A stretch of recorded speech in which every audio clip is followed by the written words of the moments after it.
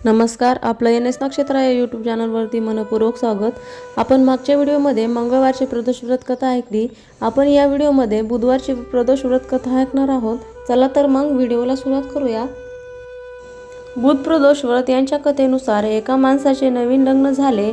लग्नाच्या 2 दिवसानंतर त्याची पत्नी आपल्या मायदेशी गेली। काही दिवसांनी तो माणूस आपल्या बायकोला परत आणण्यासाठी निघाला। बुधवारी जेव्हा तो आपल्या पत्नीसह परत येऊ लागला तेव्हा सासरच्यांनी त्याला रोखण्याचा प्रयत्न केला की बुधवार हा वार निरोप घेण्यासाठी शुभ नाही, पण तो सहमत झाला नाही आणि तो आपल्या पत्नीबरोबर निघून गेला। शहराबाहेर पोचल्यावर त्याच्या पत्नीला तहान लागली। तो माणूस लोटा घेऊन पाण्याच्या शोधात गेला। बायको झाडाखाली बसली।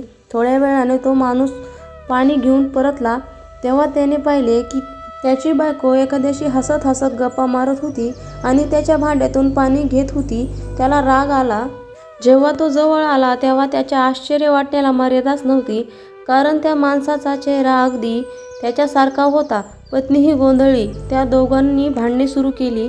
गर्दी जमली। सैनिक आले। सारखे दिसणारे माणसं पाहून त्यांनाही आश्चर्य वाटले। त्यांनी त्या बाईला विचारले, तुझा नवरा कोणता? ती गोंधळली। मग त्या माणसाने भगवान शंकरांना प्रार्थना करण्यास सुरुवात केली, हे भगवान, आमचे रक्षण करा। मी एक मोठी चूक केलेली की मी माझ्या सासूचे म्हणणे ऐकले नाही आणि बुधवारी पत्नीला विदा करून घेऊन आलो। भविष्यात मी असे कधी करणार नाही। त्याची प्रार्थना पूर्ण होताच तो दुसरा माणूस गायब झाला। पती पत्नी सुखरूप घरी पोचले।